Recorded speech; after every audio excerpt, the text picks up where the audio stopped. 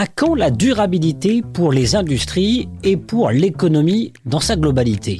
Alors que le défi climatique est de plus en plus d'actualité, que le stress hydrique est déjà présent et qu'une taxe carbone va bientôt se dresser aux frontières européennes, l'urgence est de mise. Que faire ? Quelles solutions ? Une des pistes peut-elle être la création de parcs industriels durables ? Quel potentiel ? Passage au scan.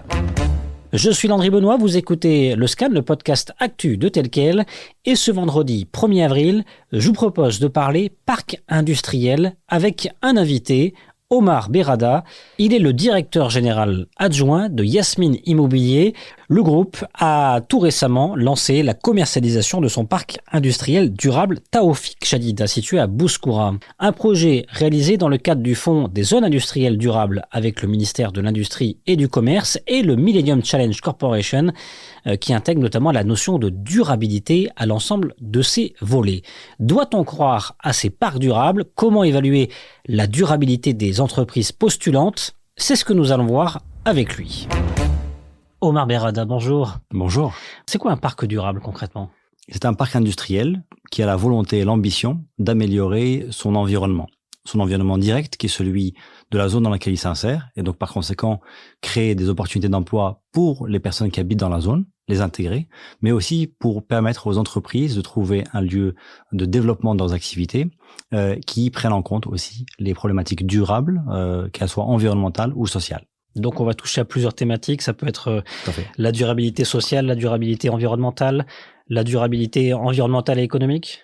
Oui, et aussi l'insertion dans le tissu urbain dans lequel on arrive, qui est une problématique importante, parce que évidemment quand on arrive à Bouskoura, dans la zone dans laquelle on est, qui s'appelle Rum El Helal, il y a des problématiques d'emploi, d'insertion, et on souhaite et on a l'ambition de pouvoir aider les personnes qui vivent dans la zone, pouvoir s'intégrer, trouver possiblement des formations et un emploi dans la zone industrielle. Qu'est-ce qui vous a pris de vous lancer dans un défi comme celui-ci ?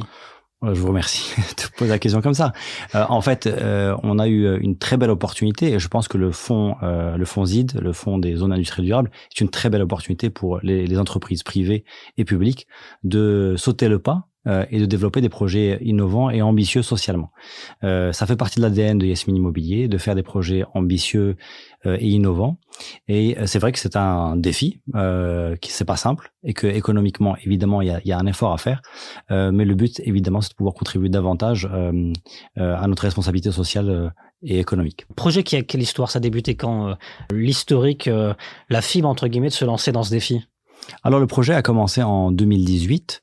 On a réalisé une première phase qui ne faisait pas partie du projet des fonds des zones industrielles durables. Et quand l'appel d'offres est sorti, on a vu une opportunité d'améliorer notre produit, notre service, en enrichissant ce qu'on offrait aux industriels. Jusqu'à présent, on offrait un lieu de travail, un lieu de développement de leurs activités industrielles, plug and play. On arrive, on installe, le bâtiment est bien construit et on y va. Ici, la réflexion du fonds ZID est de dire il faut accompagner les entreprises à pouvoir s'installer, mais aussi les employés à pouvoir trouver un confort dans le travail pour pouvoir venir au travail la journée, pour pouvoir permettre aux femmes de s'insérer dans de bonnes conditions au monde industriel, mais aussi permettre, on en a parlé tout à l'heure, à la zone de Bouskoura de bénéficier de cette création d'emplois. Et donc tout le travail qui a été fait, à la fois dans la conception du projet, mais à la fois dans son développement et dans la recherche des industriels, est un travail dans lequel on prend en compte de manière transversale la problématique de la durabilité. Projet de combien de millions de dirhams ? Au global, c'est un projet d'une enveloppe de près de 100 millions de dirhams. Vous avez combien d'entreprises qui ont pour l'instant été sélectionnées ? Alors, le parc est constitué de 22 unités industrielles, entre 700 et 1000 mètres carrés. Donc, ce sont des unités industrielles à la location.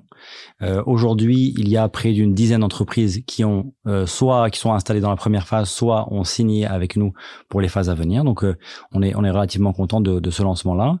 Ce qui est important de dire, c'est que la sélection des entreprises se fait de manière différente de ce qu'on faisait par le passé. C'est-à-dire qu'on demande aux entreprises de partager avec nous, évidemment, les informations sur leur activité, sur leur mode de production, mais aussi sur leur réflexion sur le sujet du développement durable, sur leur politique environnementale et sur la politique sociale. Et ce sont deux critères qui sont importants dans notre sélection d'entreprises. Et c'est l'un des engagements qu'on a pris auprès du fonds ZID, c'est de faire en sorte que les entreprises qui ont une réflexion ou au moins une sensibilité sur les questions environnementales et sociales soient intégrés au parc. Vous avez une grille par rapport à des points précis Une grille de sélection, évidemment, qui prend en compte des critères économiques, des critères financiers, mais aussi des critères environnementaux et sociaux sur la capacité de l'entreprise à réduire au maximum son empreinte en traitant ses déchets, en étant capable de ne pas émettre des polluants dans l'air ou dans l'eau, mais aussi sur la politique sociale, comment on recrute, comment on insère, comment on fait la place aux jeunes et aux femmes dans l'entreprise. Et c'est des critères qui pour nous sont très importants. En tout cas, s'ils ne sont pas à 100% remplis, mais au moins qu'il y ait une réflexion et une sensibilité. Et notre rôle aussi, en tant que gestionnaire de la zone, c'est de pouvoir les aider à s'améliorer et à développer leur activité sociale et environnementale. Vous avez un rôle de conseil aussi ? Omar Berrada, vous avez parlé de la problématique de l'eau, problématique presque existentielle pour le Maroc. On sait que le Maroc est un des 20 pays au monde les plus touchés par le stress hydrique et ça a déjà commencé malheureusement. Le réchauffement climatique est déjà là. On parle d'une taxe carbone qui doit arriver dans les prochains mois en Europe, qui va être un défi pour les industriels marocains. Est-ce que vous pensez que les parcs industriels, de manière globale, peuvent à moyen terme devenir durables au Maroc ? Ou est-ce que c'est un défi quasi impossible ? Les parcs industriels peuvent devenir durables, c'est certain. Il y a pas de mystère là-dessus. Il y a des questions qui doivent être levées, mais la question essentielle, celle que vous posez de manière indirecte, c'est est-ce que les industriels peuvent eux devenir durables ? Et les industriels aujourd'hui ont des problématiques ponctuelles qui sont celles du contexte international, mais ont des problématiques de fond qui sont celles de l'investissement. Aujourd'hui, dans de nombreux pays, quand on souhaite avoir une politique dans laquelle on réduit son empreinte carbone, qu'on réduit la consommation énergétique, que ce soit en termes d'eau ou en termes d'électricité, il y a des politiques d'accompagnement et d'incentive.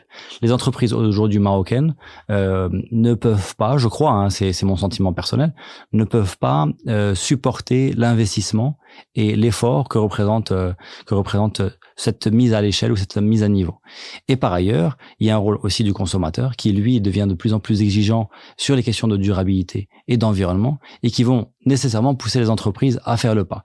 Mais ce mouvement-là, internationalement, a été accompagné par des politiques d'incentive de l'État pour pouvoir encourager, je prends un exemple tout simple, les entreprises à installer des panneaux solaires sur leur toiture pour pouvoir réduire leur facture d'électricité. Ça, évidemment, c'est quelques entreprises aujourd'hui peuvent le faire parce qu'elles ont cette vision-là et puis elles ont la capacité financière de le faire. Ouais. Mais pour toutes celles qui représentent la majeure partie du tissu, il faudrait qu'on puisse avoir des politiques d'accompagnement. Donc il faut une ouverture de la part des politiques publiques. En ce moment, il y a le code du transport, par exemple, le transport électrique, qui est toujours en discussion. Là, sur ça, il faut davantage d'ouverture pour pouvoir lâcher l'autoproduction d'électricité aux entreprises. Ouais, c'est une question éminemment politique. Je ne vais pas me risquer sur ce terrain-là. Mais évidemment, je pense qu'aujourd'hui, si on souhaite encourager les gens à pouvoir développer leur capacité de production pour leurs industries, mais aussi peut-être pour le réseau, il faut certainement ouvrir le secteur, certainement.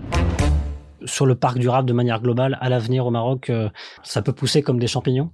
Moi, je pense qu'aujourd'hui, il y a une vraie politique d'encouragement de la part du ministère de l'Industrie, du développement de foncier industriel. Et donc, je pense qu'il faut saluer cette initiative-là, qui permet aux industriels de s'insérer dans des parcs qui sont intégrés, qui permettent de donner des services nécessaires à la bonne gestion et au bon développement industriel.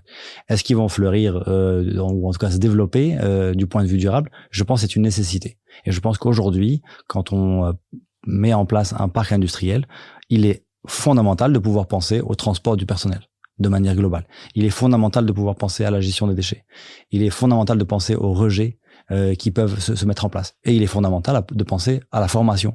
Comment on permet aux personnes qui sont dans la zone de pouvoir se former et d'intégrer le bassin d'emploi, mais aussi aux gens qui travaillent là-bas, de pouvoir améliorer leurs compétences et pouvoir gravir les échelons.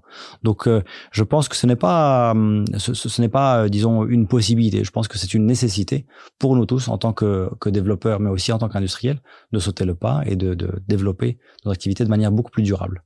Merci beaucoup, Omar Berrada. Merci, Landry. Le Scan, le podcast d'actualité, c'est fini pour aujourd'hui. Réalisation Adam Al-Arshawi. Et n'hésitez pas à vous abonner sur le site telquel.ma et à nous retrouver chaque jour du lundi au vendredi sur toutes les applications de plateformes de podcast et de streaming.